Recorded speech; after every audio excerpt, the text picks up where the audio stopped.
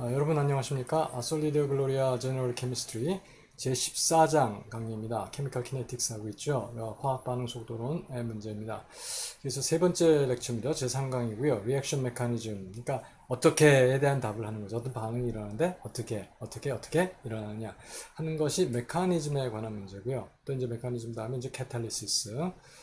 그리고 이제 메커니즘을 약간 바꿔서 이제 활성화 에너지를 좀 낮추고 그래서 이제 반응 속도를 빨리 하거나 이제 그런 걸 컨트롤하는 방법이고 좀 특이한 캐탈리시스 촉매라고 생각할 수 있는 그 효소 반응에 대해서 알아보도록 그렇게 하겠습니다.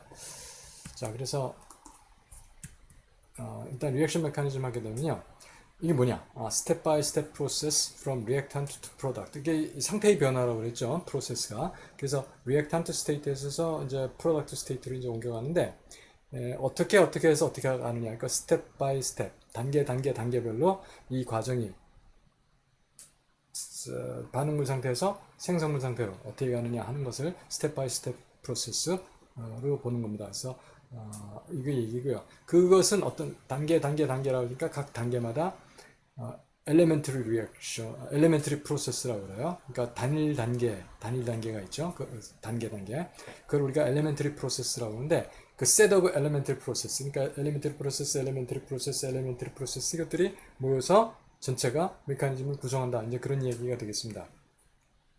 그래서 한 스텝에 해당하는 것이 한 프로세스예요. 그래서 엘레멘터리 프로세스는 그 싱글 스텝입니다. 그래서 리액션 메커니즘을 만드는 그 한 단계, 그걸 우리가 엘레멘터리 프로세스라고 한다. 그러죠. 자, 그래서 결국은 이렇게 엘레멘터리 프로세스들이 모여서 셋이 돼가지고 그게 메커니즘을 형성을 하는데 그 메커니즘이 갖춰야 될 요건이 두 가지가 있습니다.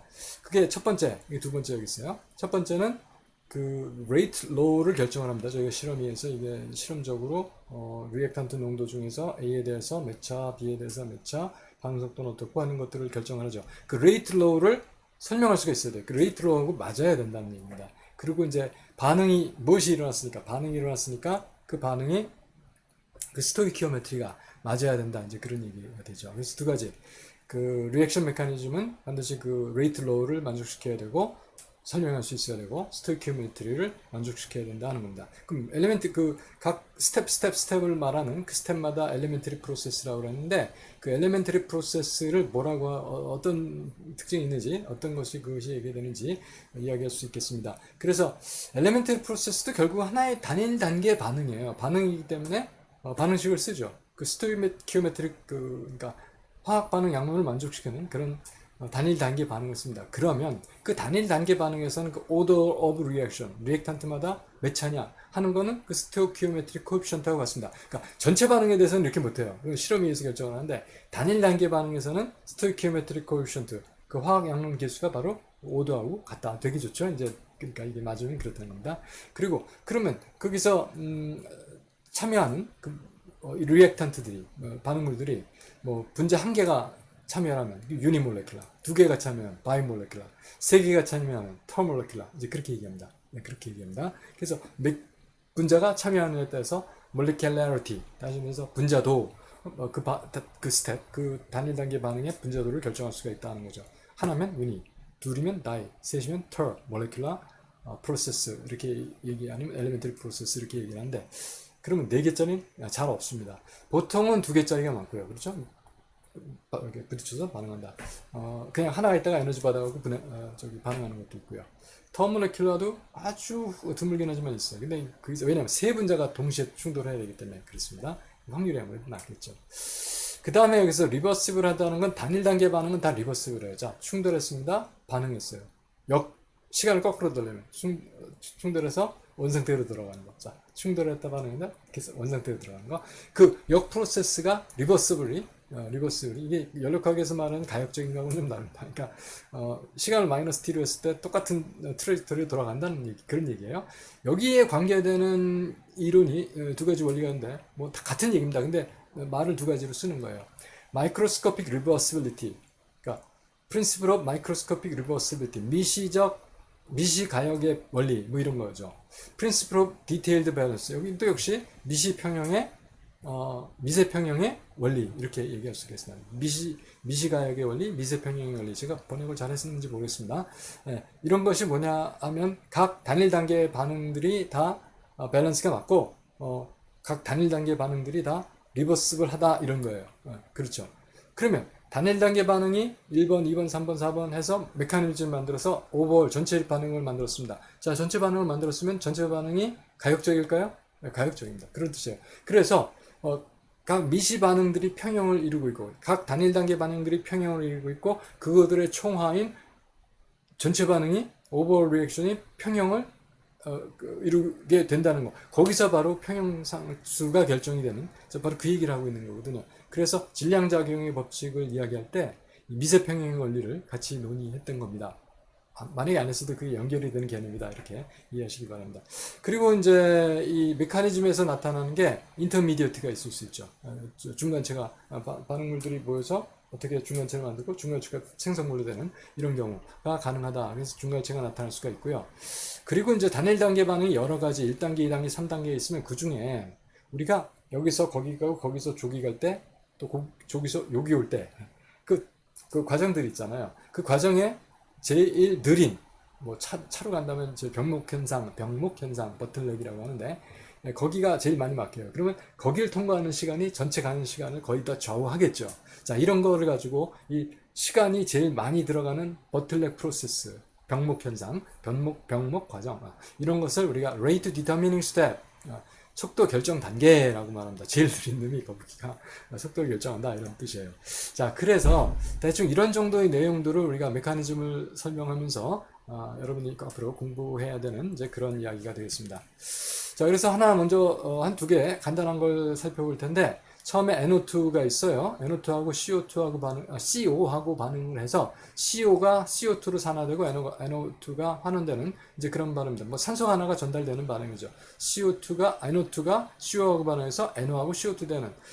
그래서 실험을 했습니다. 실험을 해가지고 레이트를 레이트 컨스턴트가 있고 NO2의 제곱으로 그러니까 CO에는 관계가 없는데 NO2의 2차 반응이다 이렇게 결정을 했어요.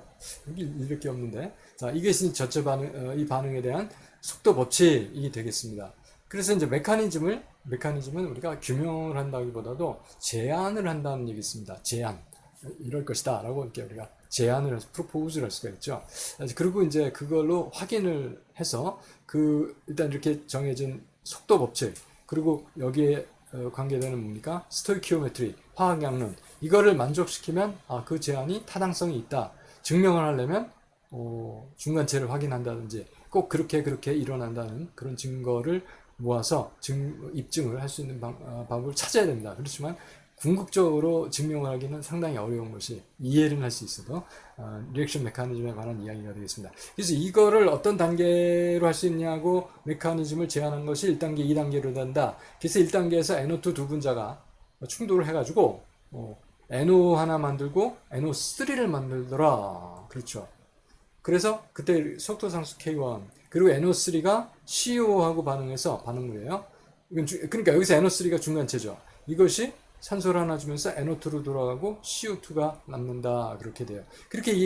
이렇게 리액션 메커니즘을 제안했습니다. 여기서 보면 여기 생성물에 반응물에 분자가 두 개 들어가서 이건 바이몰레큘라 여기 반응물에 분자가 두 개 들어가 이것도 바이몰레큘라 이렇게 얘기하는 거예요. 그런데 이제 반응 각 단계 그러니까 1단계, 2단계 이게 다 엘레멘터리 프로세스고 2단계 엘레멘터리 프로세스고 그렇습니다.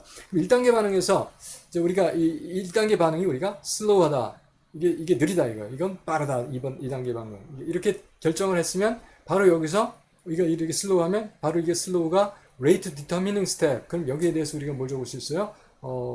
속도식을 적을 수 있게 됩니다.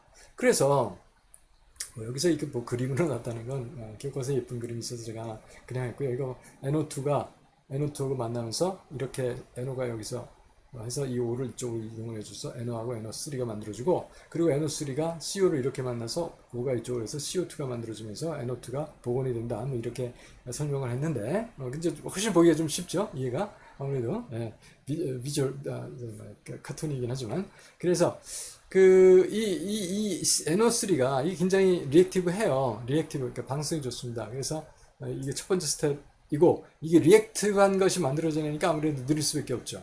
예, 그리고 이것이 그 다음 단계에서 바로 소모가 되기 때문에 이것을 우리가 뭐라 그래요? 인터미디어트, 중간체다라고 얘기를 하는 겁니다. 그래서 만약에 이 메커니즘을 증명을 할 수 있으려면 일단 이것이 레이트 로우를 설명할 수 있어야 되고 그리고 스토이키오메트리를 맞춰야 된다. 그럼 일단 레이트 로우를 맞출 수 있는 건 이게 레이트 디터미닝 스텝이니까 이걸로 속도식을 썼을 때 맞으면 되는 거죠. 그래서 NO2, NO2, K가 있으니까 이 분자 관여하니까 K1에다가 NO2에 제곱하면 되겠네요. 뭐 K1이나 K나 다 레이트 컨스탄트 맞는 거고 NO2 이게 레이트 로우를 만족을 시킵니다. 그리고 일단 더해줘봐요. 더해주면은 전체 반응이 나와야 됩니다. 그래서 NO2 플러스 NO2인데 NO 플러스 NO에다가 NO 플러스 NO3에다가 NO3 플러스 CO, NO2 플러스 CO2 합치면 일단 NO3 그 NO3 없어지죠. 그 다음에 NO2가 여기 두 개고 여기 하나 있으니까 이거 없어지겠습니다. 그래서 합쳐주면 이거 남고 이거 남고 그래서 NO2 CO 이제 생성물 쪽에서는 NO하고 CO2 자 이렇게 해서 스토이키오메트리가 복원이 됐습니다. 예, 그리고 레이트는 이게 맞고요. 자 그래서 스토이키오메트리를 만족시켰고 레이트로를 만족시켰어요. 그러니까 이게 메커니즘으로서 타당성이 있다. 증명을 하려면 NO3를 봐야 돼요. 뭐 스펙트로스코픽하게 본다든지 하여간 이 반응 기회를 잘 보면서 NO3가 검출이 됐다. 그러면 이건 이 메커니즘이 틀림없는 것 같다. 이렇게 말할 수가 있겠죠. 자, 이런 식으로 해서 우리가 메커니즘을 연구하고 있습니다. 연구하게 된다. 이런 말씀이고요. 메커니즘 하나 더 하겠습니다. 이제 이런 식으로 여러분들이 어떤 반응을 줬을 때 이 메커니즘을 제한하라 하는 문제가 혹시 난다면 이런 식으로 1단계, 2단계, 3단계를 주고 거기서 레이트 디터미닝 스텝이 어떤 거고 뭐 슬로우한 거예요. 그리고 이렇게 맞는다 이거를 보여주시면 되겠습니다. 그리고 이제 뭐 좀 설명을 붙여서 만약에 이제 어떤 것을 검출했을 때 그 이 메커니즘을 우리가 증명할 수 있다 이런 얘기도 하시면 뭐 금상첨화이겠습니다. 자, 그래서 이것은 NO 두 개 NO하고 H2 두 배 H2 반응해서 N2가 만들어지고 물이 되는 이런 반응입니다. 레이트 로우를 결정했더니 NO2에 대해서 NO2에 대해서 아니겠죠? 이게 설마 NO에 대해서 죄송합니다. 이게 아마 미스프린트예요. NO에 대해서 제곱 그리고 여기 이게 맞아요. NO에 대해서 제곱, NO2는 없으니까. 네. 그리고 H2 이렇게 보면 이거에 대해서는 2차가 맞는데 이거에 대해서는 뭐 2차다. 이거를 이제 우리가 입증을 해야 되는 경우입니다. 어떻게 메커니즘을 제안을 했나 봤더니 두 개의 NO가 빠른 평형을 이룹니다. Fast Equilibrium이라고 하는 건 빠르다는 겁니다. 그러니까 Rate Determining Step이 아니죠. 그래서 N2O2로 중합체가 되고 이게 또 분해가 돼서 자기가 될 수가 있고 돌아올 수가 있고 빠른 평형을 이루고 남은 이 N2O2가 조금이라도 만들어지면 H2하고 반응을 해서 N2O가 되고 H2O 하나를 만든다. 근데 이게 슬로우하다. 그래서 이게 레이트 디터미닝이 되고 그리고 N2O가 여기 N2O가 H2하고 만나갖고 N2로 떨어지면서 H2O가 된다. 이건 빠르다. 이렇게 얘기를 했어요. 그래서 이렇게 메커니즘이 제안이 됐습니다. 제한이 된 메커니즘을 일단 확인하려면 이게 레이트 디터미닝 스텝이니까 N2O2에 대해서 1차, H2에서 1차 반응하면 이렇게 레이트 이퀘이션, 레이트 로우를 적을 수가 있어요. 이거하고 좀 다르네요. 이건 조금 이따 해결하도록 그렇게 하겠습니다. 그리고 스토키오메트리를 맞춰야 되니까 여기서는 일단 모든 메커니즘을 더하면 됩니다. 그래서 더하는데 어떻게 더하느냐? 뭐 더해야죠. 여기가 어떻게 더하느냐? 그래서 더하는데 자 일단은 N2O2가 여기 나왔어요. 근데 저쪽에서 더한다. 이게 싹 더하는 겁니다. 이렇게. 그래서 N2O2가 이쪽에 양쪽에 있으니까 없어졌고 H2는 하나가 있으니까 없어요. 여기서 2H2 맞고요. 그 다음에 NO는 ENO가 여기 있고 없죠. 그래서 ENO 여기 맞고요. 그리고 N2가 여기 생겼는데 이것도 여기서 없어지죠. 그러면 N2O2나 N2O는 뭐겠습니까? 인터미디어트. 그리고 이쪽에서 N2는 저쪽에 없으니까 있고 H2O가 하나, 두 개 있어서 이게 이제 이렇게 두 개가 돼서 N2 여기 하나, H2O 두 개. 그래서 이제 스토이키오메트리가 전체적으로 만족이 되는 걸로 이제 여기서 이야기가 됐습니다.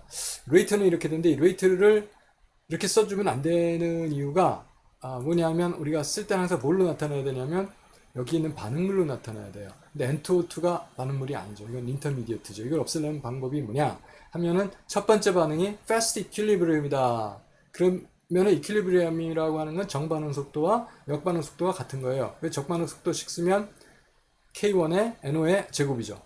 역반응은 N2O2의 K-1의 N2O2의 1승이죠. 자, 이게 속도가 같아요. 그럼 이걸 구하려고 그러는 거니까 N2O2는 K-분의 K1 NO2의 제곱. 그래서 요것을 여기다 집어넣게 되면 K-분의 K1 K2 NO의 제곱 H2 이렇게 나오죠. 요거는 상수 곱하기 상수 나누기 상수니까 상수죠. 그래서 이걸 이런 그냥 K로 고쳐주시게 되면 이거 오타라고 했습니다. 죄송합니다. 그러면 레이트 이퀘이션이 맞아질 것이다. 이렇게 되겠습니다. 자, 그래서 메커니즘 하나를 얘기했고 여기서도 마찬가지로 N2O2나 NO2를 검출을 하면 이 메커니즘을 우리가 지지할 수 있는 아주 중요한 근거가 되겠습니다. 그래서 이제 여기 여러분 책에 있는 이제 다이어그램인데 어떻게 우리가 속도 메커니즘 반응 메커니즘을 연구할 것인가 하는 겁니다. 그래서 일단 실험으로 레이트 로우를 결정을 해야죠. 레이트 로우를 결정했습니다. 그 다음에 레이트 로우를 만족시킬 수 있고 스토이키오메트리가 만족되도록 메커니즘을 하나 디바이스 고안을 합니다. 그리고 그것이 아까 얘기한 대로 레이트 로우를 만족시키고 또 스토이키오메트리를 만족시키나 보는 거죠. 물론 이렇게 해야 되겠지만 근데 그게 안 돼요. 그러면 어떻게 되겠어요? 그리고 이제 레이트로를 만족시키지 못한다는 건 그 레이트로가 안 나와요. 그러면 이게 안 된 말이에요. 안 되면 어떻게 되겠어요? 그 익스페리먼탈 레이트로니까 지금 맞지 않으니까 다시 이걸 고쳐야 되겠죠. 이제 그래서 맞았다는 거예요. 이제 맞춰졌어요. 그러면 이렇게 해서 예측되는 레이트 로하고 뭐 익스페리먼탈 레이트라고 맞는지 맞으니까 여기서 이미 검증한 거니까 맞게 되죠. 이제 그러면 이걸 가지고 혹시 이 메커니즘을 뒷받침할 수 있는 에비던스 증거를 찾을 수가 있는지 아까 같이 인터미디어트를 관찰한다든지 이런 것들을 찾아서 메커니즘을 입증하게 된다 하는 이제 그런 이야기가 되겠습니다. 예. 자, 그래서 이제 메커니즘 이야기 여기 정도로 했고요. 이제 강의가 자꾸 길어서 말이 좀 빨라지는 경향이 있는데 근데 어떤 학생들은 2배속 막 이렇게 듣더라고요. 예, 어쨌든 그렇습니다. 그래서 이제 두 번째 토픽인 캐탈리스트, 그러니까 촉매에 대해서 이야기를 좀 해보도록 하겠습니다. 보통 이제 우리가 이제 좀 고급 과정, 이제 고등학교에서 열심히 공부하는 학생들이 정촉매, 보통 우리는 촉매는 반응 속도 빠르게 한다는 것만 얘기하니까 정촉매가 있는데 느리게 할 수도 있습니다. 하고 이제 말들을 해요. 그런 경우는 이제 부촉매라고 하죠. 그래서 그런 경우가 있는데 보통 정촉매 이야기합니다. 왜 그러냐면 이게 물 AB가 있어요. 생성물 CD가 있습니다. 그런데 넘어가려면 리액션 트랜지션 스테이트 있어야 된다 그랬죠 여기에. 그래서 트랜지션 스테이트가 될 때까지 에너지를 우리가 액티베이션 에너지라고 해요. 액티베이션 에너지가 상당히 보통 높습니다. 그러니까 아무래도 그만큼 높은 분율을 가진 분자들이 많지가 않죠. 그러니까 반응 속도가 느릴 수밖에 없어요. 근데 만약에 어떤 방법에 의해서 촉매 메커니즘을 조금 바꿔요. 그래서 경로가 좀 이렇게 액티베이션 에너지 배율을 좀 낮춰주면 그렇게 반응할 수 있는 속도를 가진 분자들이 많다는 얘기죠. 그런 반응이 자연적으로 빨라질 수밖에 없다는 겁니다. 그래서 여기서 보면은 그 레이트 컨스턴트는 액티베이션 에너지가 낮을수록 빨라지는 거니까. 그러니까 액티베이션 에너지를 높여주면 레이트 컨스턴트 늦어지는 거죠. 예. 그래서 부촉면 그렇습니다. 정촉면은 액티베이션 에너지를 낮춤으로써 속도를 빠르게 하는 것이다. 자, 그렇게 돼요. 그래서 그렇게 되니까 액티베이션 에너지가 작게 되면 아무래도 우리가 뭐가 있었죠? RNUC 이퀘이션에서 엑스포넨트가 작아지는 거니까 속도가 마이너스 엑스포넨트가 작아지니까 속도는 빨라지는 거죠. 예, 이렇게 되겠습니다. 자, 그래서 이제 캐탈리스트는 뭐냐면 이렇게 액티베이션 에너지를 낮아주는 건데 이거는 이제 일반적으로 촉매는 소모가 되지 않습니다. 그래서 원래 촉매가 있었는데 어떻게든 결합을 해서 어떻게 반응을 해서 떨어지거든 하면서 액티베이션 에너지만 낮춰주고 스스로 다시 복원이 되는 그래서 반응 속도를 증가시키고 그러나 자기 자신은 이제 소모되지 않는 반응에서 그걸 우리가 캐탈리스트 촉매라고 한다는 이야기입니다. 그걸 데몬스트레이트 하는 그러니까 보여주는 게 있는데 보통 여기 다 막혀 있습니다. 여기가 그리고 이 안에 NaI 그러니까 I-이온이 있어요. 여기에 풍선 하나 달아놨고 자 이런 실험 장치를 이제 만들어 가지고 H2O2가 그냥 놔두면 원래 서서히 분해는 해요. 그래서 O2가 발생하는데 풍선이 이렇게 부풀게 하겠습니까? 근데 여기 NaI를 집어넣어줘요. 그러니까 I-이온을 집어넣는다니까 H2O2에 I- 집어넣어줘요. 그랬더니 막쑥 부풀어 오른다는 얘기죠. 그만큼 반응이 빠르게 진행됐다는 얘기입니다. 그래서 어떻게 해서 이게 되나를 보면 H2O2하고 I가 반응을 합니다. 그래서 여기서 O 하나를 떼어내서 OI가 만들어지고 H2O로 되죠. 그래서 OI가 H2O2 또 하나하고 반응을 해서 H2O 만들면서 O2로 만들고 I가 복원이 되는 이런 경우입니다. 그래서 여기서 위 반응이 1번 반응이 느려서 이게 레이트 디터미닝 스텝이 됐고 뒷 반응이 빠르다 이제 이런 얘기를 하는 겁니다. 그럼 이 메커니즘이 맞을까요? 그럼 일단 스토이키오메트리부터 확인하도록 하겠습니다. 이 두 반응을 더해주면 H2O2, H2O2 두 개 되죠. I-는 여기 있고 여기 있어요. OI-도 여기 있고 여기 있어요. 이게 다 없어졌네요.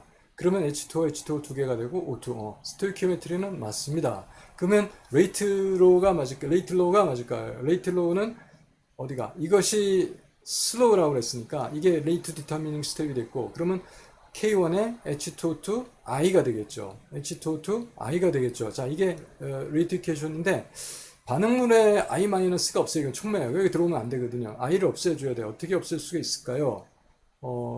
그런데 뭐 어떻게 없애긴 없어요. 이거는 여기서 없어지고 여기서 만들어지잖아요. 그것도 빨리. 그러니까 농도가 변하지 않는다니까 콘스탄트죠. 콘스탄트 곱하기 콘스탄트니까 그냥 K를 써서 H2O2 이렇게 해서 H2O2에 대해서 1차 반응인 것이 이 메커니즘이 제한할 수 있는 것이다, 타당한 것이다 이렇게 만들어줍니다. 여기서는 근데 생겼다가 없어지는 이거는 원래 내가 넣어줘야 되는 거기 때문에 이렇게 주입해 줘야 되는 것 때문에 우리가 카탈리스트 촉매라고 하고요. 그런데 이제 이것은 여기도 액체, 여기도 액체죠. 그냥 균일상의 촉매가 되겠습니다. 그래서 이건 호모지니어스 캐탈리스트. 우리가 좀 이따가 헤테로지니어스 캐탈리스트도 좀 알아보도록 하겠습니다. 이건 호모지니어스 캐탈리스트고, 그럼 이 OI는 만들었다가 없어지긴 하는데 사용이 되죠. 만들어서 사용이 되죠. 이것이 바로 우리가 전환반복과 같은 인터미디어트다. 그래서 이 메커니즘 증명하려면 이거를 확인하면 되겠다 하는 생각도 좀 해볼 수가 있겠습니다. 자, 그래서 여러 가지 이런 이제 균일상 촉매가 있고 실제로 공업적으로 많이 사용되고 우리가 익히 많이 알고 있었던 거는 헤테로지니어스 캐탈리시스. 그러니까 불균일상 촉매, 불균일 촉매예요. 여러분 오늘 아마 자동차를 타고 오셨으면 분명히 이거 타고 오셨습니다. 헤테로지니어스 캐탈리시스. 그래서 이거는 이제 상이 다른 거죠. 카탈리틱 컨버터라고 이제 차에 보통 이제 완전 연소를 시키는 이제 촉매 장치가 있는데 거기에 이제 연소 가스가 들어가죠. 그래서 이제 나쁜 연소 가스들이 뭐 무해한 연소 가스로 이제 반응이 돼서 나오게 되는 이제 그런 겁니다. 그래서 이런 게 고체로 돼 있고 기체가 들어가서 반응해서 고체상과 기체상이 서로 작용을 하게 돼서 이런 경우 이렇게 상이 다른 페이스가 다른 디퍼런트 스테이트, 디퍼런트 페이스에 있는 그런 캐탈리스트를 우리가 헤테로지니어스 캐탈리스트라고 이렇게 얘기를 합니다. 그래서 보게 되면은 이런 반응이 있어요. SO2하고 O2하고 반응을 시키면 잘 반응을 안 해요. 왜냐면 이렇게 해서 이제 SO2를 산화시켜서 SO3를 만들고 SO3를 물에다 이제 녹이게 되면 H2SO4가 되거든요. 이게 황산 제조 반응입니다. 우리가 보통 말하는 컨택트 프로세스라고 얘기를 해요. 컨택트 프로세스인데 서프라 가스도 만드는 거. 물론 서프라 가스 만들면 쓸 데가 많겠죠. 뭐 비료 만드는 데 쓸 수 있고 여러 가지 화학 반응 이렇게 쓰는데 이래서 먼저 이 이산화황의 산화 반응을 촉매하는 것이 백금하고 V2O5, 바나디움 옥사이드 이런 걸로 우리가 촉매를 쓰면 이 반응이 진행됩니다. 이것도 역시 불균일 촉매가 되겠습니다. 여기 많이 있네요. 이게 많은 거 하나씩 다 설명을 해야 되겠죠. 그래서 이거는 NH3를 가지고 산소에 반응시켜서 산화시켜서 NO를 만들어요.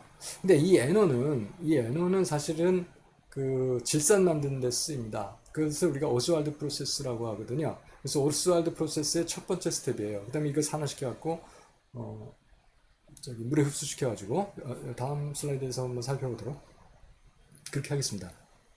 그래서 뭐 NH3, HNO3 만들면 이제 여러 가지 쓸 수가 있겠고, 그때 이제 촉매를 PT하고 이게 RH 그 리딩 이제 그렇게 했던 것 같아요. 이게 아까 저도 갑자기 요새 제가 나이가 많으니까 이게 지금 찾아봤던 것도 리디움이었나 이게 리늄입니다. 로디움, RH 로디움 되겠습니다. 마침 이게 책이 있어서 다행이네요. 그래서 로디움이나 백금이나 예, 그렇습니다. 이게 제가 빨리 강의를 잘 해야 되는데, 지금 좀 나이는 들어가고, 자꾸 이런 거참 가끔 어떠 생각이 안 납니다. 아마 1학기 때, 그러니까 작년에 또 제 강의 들으셨던 학생들, 보면 그때는 제가 이렇게 딱 보면서 뭐 생각 잘 안 나고 그랬던 적이 별로 없어. 아마 올해 들어서 처음 있는 일이에요. 예, 죄송합니다. 자, 그래서, 플래티넘이나 로디움, 이런 거가, 플래티넘이나 로디움, 예, 플래티넘 로디움, 이런 거가 이 반응을 촉매합니다. 이게 오스왈드 프로세스에서 첫 번째 과정이 되겠습니다. 그 다음에 쓰는 것이 이게 뭘까요? 하버 프로세스죠. 보고 어떻게 알아요? 여기 써 있잖아요. 그런 게 그거보다도 N2하고 3H2 해서 암모니아 만드는 겁니다. 우리가 이거 상당히 심도 있게 잘 들여다봤던 적이 있어요. 그래서 암모니아를 만들어야 이걸로 암모니아 비료, 질소 비료를 만들게 되는데 촉매론 Fe, K2O, 그다음에 Al2O3 이거 알루미늄에서 이걸 복합 촉매를 써가지고 이 반응을 이게 낮을수록 이게 발열 반응이니까 온도가 낮을수록 유리하다 그랬죠. 복습 약간만 해보도록 하겠습니다. 근데 온도가 낮은 반응 빨리 못하잖아요. 그래서 촉매 써서 반응을 유도하면서 온도를 어느 정도 높여주고 이렇게 많이 높이진 않고 그래서 이제 또 생성물을 없애주고 NH3 없애주고 이제 그러면서 오스왈드 아니죠 하버 프로세스 한다고 강의한 적이 있습니다. 자 이때 촉매가 이거였고요. 그 다음에 이 반응들은 주로 이제 요새는 이 반응이 이제 중요합니다. 왜 그럴까요? 수소 자동차, 수소 전지 연료 전지 쓰는 거기 때문에 수소를 어떻게 잘 만들 거냐 하는 이야기를 해야 됩니다.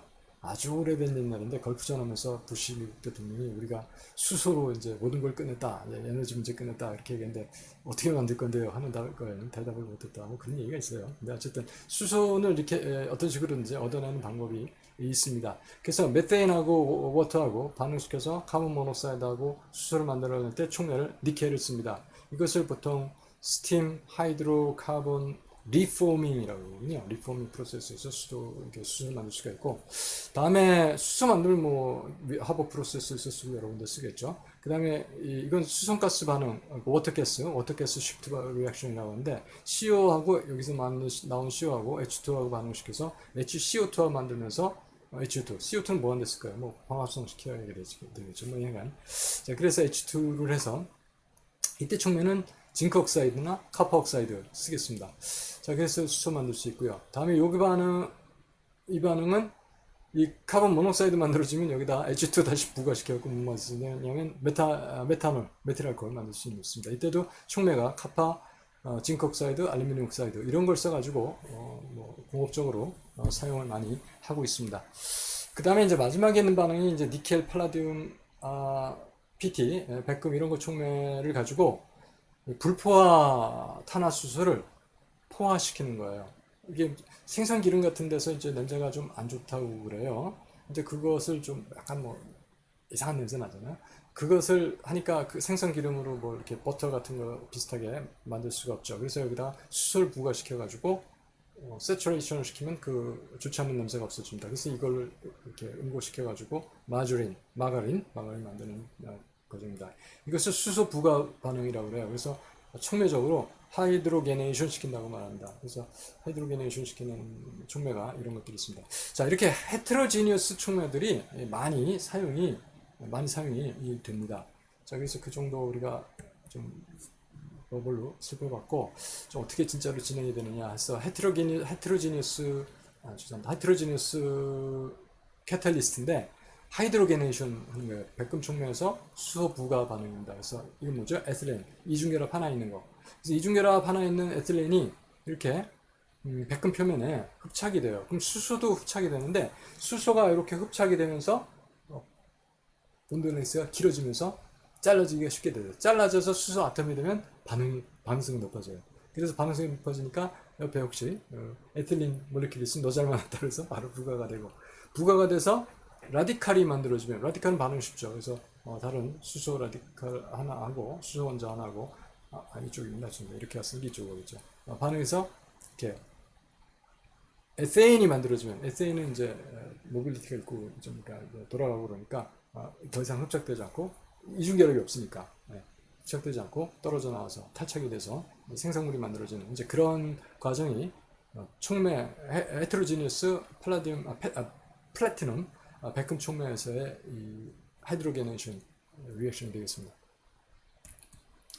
여기는 하버 프로세스인데 이 노란색 이게 약간 누런색 이런 색깔로 되어 있는 게 철하고 알루미늄하고 포테슘 oksa이드하고 이런 것들로 이루어진 이제 헤테로지니스 촉매인데 여기 이제 기체에서 H2하고 N2하고 부착이 돼갖고 흡착이 된 다음에 표면 반응을 하고 그래서 NO3가 만들어지는 이제 그 이야기를 하고 있습니다. 오스왈드 프로세스 아까 첫 번째 단계가 NO 만들어지는 거였죠. 백금 촉매에서. 그게 아까 봤던 첫 번째 단계고. 자, 그래서 NH3를, 이제 NH3를 이용을 하네요. 그래서 그걸 가서, 산화를 시키면 NO가 만들어지고, 물이 나오죠. 백금 촉매에서. 그래서 보통 NH3에다가 핫 백금 와이어를 이렇게 담가주게 되면 여기서 바로 반응해서 이것이 나오는 걸 우리가 관찰할 수 있을까 하는 얘기고요. NO2를, O2로 산화를 시키면 NO2가 되고, NO2를 H2에 녹이게 되면, HNO2 아질산하고 질산이 만들어집니다. 그래서 질산은 이렇게 뽑아내고 이게 플래티늄 로듐 캐탈리스트. 네, 야 이게 사람이에요. 그러니까 엄청나게 큰 이런 공업적인 장치를 오스왈드 프로세스에서 사용하고 있습니다. 자, 이건 대단히 공정에서 쓰이는 거고요. 그리고 이제 저희가 여태까지 이제 생각했던 카탈리틱 컨버터 이야기를 해보도록 할 텐데. 아까 맨 처음에 얘기했던 그래서 이제 엔진입니다. 뭐 이렇게 생기긴 모르겠는데 어쨌든 공기가 흡입되고 해서 이 저기 엔진 그 피스톤 있는 그 엔진으로 들어가서 그래서 연소가 되죠. 연소가 되면 이그조스티브 그 배기 밸브를 통해서 이제 배출이 되는데 배출이 되는 배기가스에는 뭐 처음에 들었던 산소도 남아 있을 거고 CO2도 있을 거고 여러 가지가 타지 않고 남아 있는 하이드로카본도 있을 거고. 중요한 건 CO가 있고 NO가 있고 혹시 황이 요새는 탈황 그렇죠. 탈황을 시켜서 써야 돼요. 황이 있을 수도 있고 소량이라도 아무튼 뭐 그렇습니다. 그러면 보통 우리가 펜 쓰고 자꾸 이게 왔다 갔다 하면 제가 실수할 수가 있어서 NO는 N하고 O가 있어요. 그럼 NO는 NO만 있는 게 아니라 NO2 NO2, NO3 뭐 이런 게 다 있잖아요. 그래서 일반적으로 NOx라고 말합니다. 그래서 뭐라고 그러는 거예요? NOx, NOx.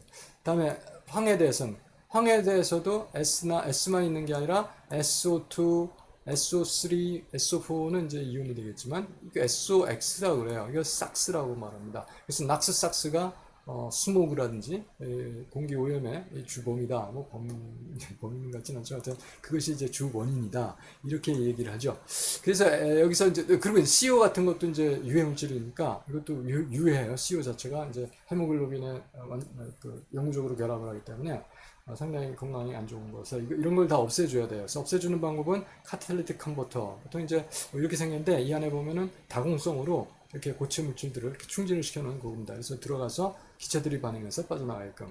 카탈리틱 컨버터가 있는데 거기에서 이걸 통과시키게 되면 일단 카본 모녹사이드나 또는 그 하이드로카본이 안 타고 있는 건 전부 다 산화시키겠죠. 산소가 있으니까. 그래서 이 CO2로 만들어서 이제 또 이제 H2 여기 하이드로카본 H 있었으니 H2로 만들어서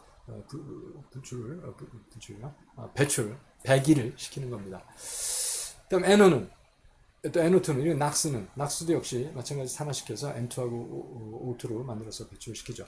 그렇게 되면은 나가는 배기가스는 O2나 CO2나 H2나 N2나 이런 좀 무해한, CO2가 물론 유해하다고 볼 수도 있죠. 그렇지만 어쨌든 이런 것들이 캐탈리틱 컨버터를 통해서 그러니까 그 불균일 촉매입니다. 이것도 이렇게 해서 우리가 좀 이용을 일상생활에 이용을 하는 하나의 기기가 되겠다 하는 말씀입니다. 자, 그리고 이제 엔자임 카탈리스트 마저 했어야 되는데, 예. 그래서 엔자임 카탈리스트 효소 반응을 좀 하도록 하겠어요. 이게 사실은 이제 제일 나중에 아마 인콰이어에 있나요? 이게 정식으로 다루진 않는데, 그래도 이제 우리 학생들 중에서는 또 생명공학 쪽으로 계속해서 나갈 학생들도 있고 해서 뭐 간단한 거지만 그렇지만 제가 여기서 말씀드리는 건 꼭 외놓아야지 그것이 기초가 돼서 그걸로 인해서 여러분들의 그 실력이 생기는 겁니다. 그래서 엔자임 반응을 좀 미카엘리스 멘테니 기준 유도해보고 이렇게 살펴보고 끝내도록 하겠습니다. 엔자임도 효소예요. 근데 생체 효소죠. 보통 이제 베이스는 단백질, 프로틴으로 되어 있습니다. 그리고 프로틴에 이렇게 액티브 사이트라고 해서 활성 부위가 있습니다. 그러면 보통 반응 물질을 엔자임 리액션에서는 우리가 뭐라고 부르냐면 substrate라고 부릅니다. 그 substrate가 여기 이렇게 해서 되게 확산돼서 들어서 붙고 여기서 반응을 해가지고 생성물이 나가면 이제 떨어지고, 그럼 또 이 효소는 또 가서 또 다른 반응물을 सब스트레이트를 물어가지고 또 반응을 시키고, 이런 식으로 해서 하나의 효소가 어마어마하게 초 동안, 단위 시간 동안 어마어마하게 많은 양의 substrate를 처리하는 이제 그런 시스템이 효소 시스템입니다.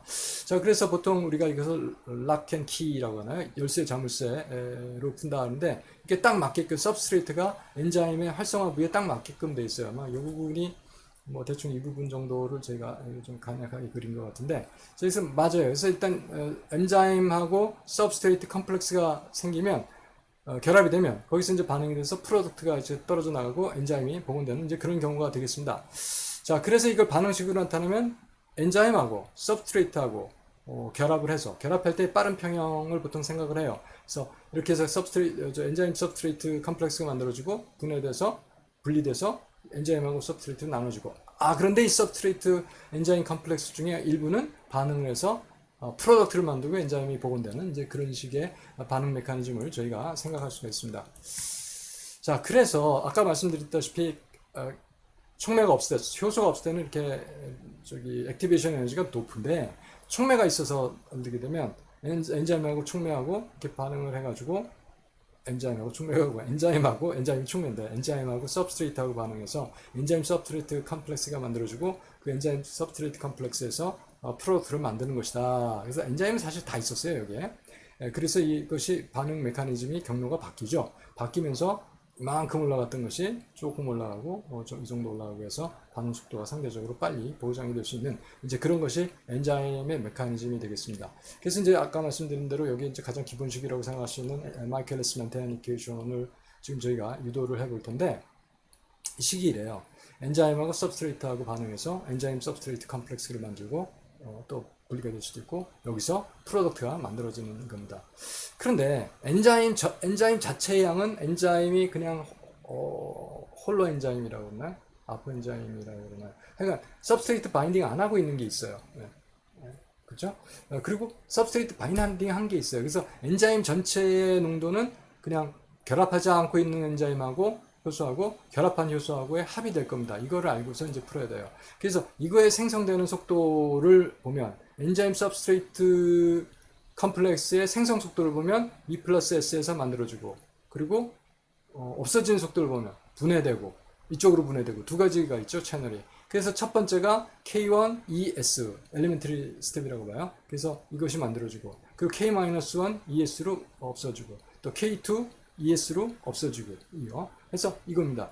근데 여기서 이 엔자임 सब스트레이트 컴플렉스가 농도가 일정하게 유지된다고 봐요. 시간에 따라서 변하지 않는다. 이것을 우리가 스테디 스테이트 어프로시메이션이라고 말합니다. 그렇죠? 이 아주 많은 양이 아니고 또 시간에 따라서 유지가 되는 그런 सब스트레이트가 계속 공급이 되니까. 자, 그래서 이걸 0으로 놓습니다. 0으로 일단 놨어요. 그러면 이걸 0으로 놓으니까 이게 0이죠. 이 속도가 유지가 된다. ES의 농도가 일정하다. 이렇게 보는 거예요. 그걸 스테디 스테이트 어프로시메이션이라고 하는데. 그럼 이것이 0인데, 여기서 우리가 ES를 없앨 수가 있어요. 그렇죠?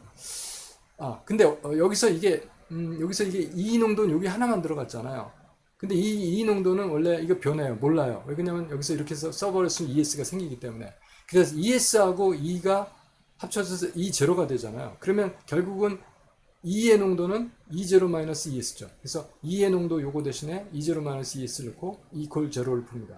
그럼 여기서 ES를 구할 수 있어요. 왜냐면 ES가 여기도 있고 여기도 있고 여기도 있죠. 요거만 없으니까 저쪽으로 넘어가면 되죠. 그래서 ES는 K1S 플러스 K-1 플러스 K2분의 K1 E0 S 이렇게 되죠. 자, ES를 이렇게 구했습니다. 그럼 이거의 프로덕트가 만들어진 레이트는 뭘까요? ES고 K2 ES죠. 그래서 이게 프로덕트 제너레이션 레이트가 되고 K2 ES입니다. 그래서 K2 ES는 이거 곱하기 ES니까 K2가 되죠. 그래서 K2 곱하기 K1 E0S를 K1S 더하기 K1 마이너스 플러스 K2인데, 위에도 K1이 있는 걸 갖고 나눠요. 그럼 위에는 K2 E0 S만 남고, 이거를 K1으로 나누고 이것도 K1으로 하니까 S만 남게 되죠. 자, 이 식이 얻어졌습니다. 자, 이게 속도식이 돼요. 그런데 이걸 어떻게 놓냐면 S에 대해서 K2 E 노트를 Vmax라고 부르고, 이 앞에 있는 거를 이 앞에 있는 이거 상수 더하기 상수 나누기 상수잖아요. 이것을 마이켈레스 컨스턴트라고 얘기합니다. 그래서 KM, 마이클레스 컨스턴트라고 하죠. 그래서 KM하고 Vmax로 이걸 써주면 이렇게 됩니다. 자, 이 식인데요. 이게 무슨 얘기냐면, 엔자임 리액션에 대해서 일단 सब스트레이트를 많이 집어넣으면서 반응을 시켜보고 속도를 재요. 그럼 सब스트레이트가 별로 없을 때는 सब스트레이트에 대해서 1차식입니다. 1차식, 여기 1차식이죠. 근데 सब스트레이트 양이 많아지면 어떤 특정한 속도가 뭐 세처레이션, 맥스 속도가 되고 더 이상 속도가 빨라지지 않아요. 서브트레이트를 아무 많이 줘도. 왜냐? 엔자임 양이 일정하기 때문에 그렇죠. 자, 이거를 여기서 설명을 한다는 겁니다. 자, 그래서 어떻게 설명을 하냐면, 그러니까 엔자임이 많아지면, 엔자임 농도가 낮을 때는 1차 반응, 근데 엔자임이 많아지면 0차 반응, 이렇게 한다는 거예요. 그래서 그 사이에는 이러한 곡선이, 그 레이트가, 이건 속도가 이렇게 된다 하는 거죠. 자, 그래서 이것을 설명하려면은 뭘 봐야 되냐면, 그러니까, सब스트레이트가 굉장히 적어요. 그러면 KM이 상당히 이거보다 크다는 얘기죠. 그럼 이걸 무시하고 KM분의 Vmax 곱하기 S예요. 그럼 KM분의 Vmax는 그냥 상수로 봐서 1차 반응이 되죠. 그러니까 여기 1차 반응이 되죠. 근데 S가 아주 많아요. S가 아주 많으니까 KM을 S보다 작다고 무시하고, 이거 저 펜으로 좀, 제가 말을 빨리 해서. 그래서 S가 굉장히 커요, 이거보다. 네, 굉장히 커요. 그래서 이걸 무시하니까 S만 남죠. S가 없어지고, 속도가 그냥 상수가 되죠. 그러니까 0차 반응이라는 얘기죠. 자, 그렇게 된다면 여기 가면 이렇게 되고, 1차 반응 때는 아까 제가 설명을 좀 잘 듣긴 했는데 너무 말을 빨리. 1차 반응은 어땠습니까? S가 아주 작을 때죠, 이게. 아주 작을 때예요. 그러니까 이걸 무시하고, KM분의 Vmax를 상수로 보고, 그러니까 이걸 상수로 보고, S에 대해서, 속도가 S에 대해서 1차 반응. 그러니까 여기서 여기를 1차 반응으로, 있네. 1차 반응으로 볼 수가 있고. 자, 저기, S의 농도가 아주 높을 때는 이제 거의 직선으로 가는 변함없는 0차 반응으로 볼 수가 있다 하는 이야기가 되겠습니다. 그리고 이제 여기서 특징이 뭐냐면 이 Vmax의 2분의 1이 되는 점이 있어요. Vmax의 2분의 1이 됐다는 얘기는 뭘까요? S가 Vmax의 2분의 1이 됐다. Vmax의 2분의 1이 됐다. 레이트가. 그럼 레이트가 2분의 1 Vmax니까 이것도 좀 펜을 써다가 써도록 하겠습니다. 레이트가 2분의 1의 Vmax가 됐다. 아무튼 이렇게 씁니다. 이거하고 이거 없어지죠. 그럼 2분의 1이 여기 남았죠. 그렇죠? 그러면 2km 플러스 아니죠. 2분의 1 km 그러니까 ES가 그럼 그 km 플러스 S가 일로 올라가고 2가 일로 올라가서 km 플러스 S가 km 플러스 S가 이렇게 쓰겠습니다. 이거 제가 다시 쓰겠습니다. 그러니까 그래서 이것이 속도가 2분의 1의 Vm이에요. Vmax. 그래서 Vmax는 없어졌어요. 그러니까 2분의 1이 이건데 이렇게 되면 Km 2배 S가 2배의 이걸 정리하면 2배 S가 뭐가 되겠어요? 이게 마우스를 써서 이렇습니다. 이게 제 태블릿이었으면 이제 펜으로 썼을 텐데 그게 없어가지고 열심히 하고 있습니다. 예. S가 되죠. 자, 이렇게 됐어요. 그래서 KM이 바로 뭐가 돼요? 이거 하나 없어지니까 S가 되죠. 자, KM이 그래서 이 Vmax를 구했으면 Vmax 2분의 1에 맞는 곡선에 있는 점이 여기가 바로 이 substrate 농도에서 KM 값을 구할 수 있다. 뭐 그런 얘기가 되겠습니다. 여러분들이 나중에 효소 반응을 뭐 생화학 내지는 뭐 바이오메디컬 뭐 또는 바이오 엔지니어링 이런 거 하게 되면 혹시 이 분야를 다룰 수가 있습니다. 그래서 제가 조금 자세히 다뤘습니다. 자, 이렇게 해서 조금 이제 지루하셨겠습니다만, 제 14장이죠. 14장 강의를 모두 마치도록 하겠습니다. 감사합니다. 수고하셨습니다.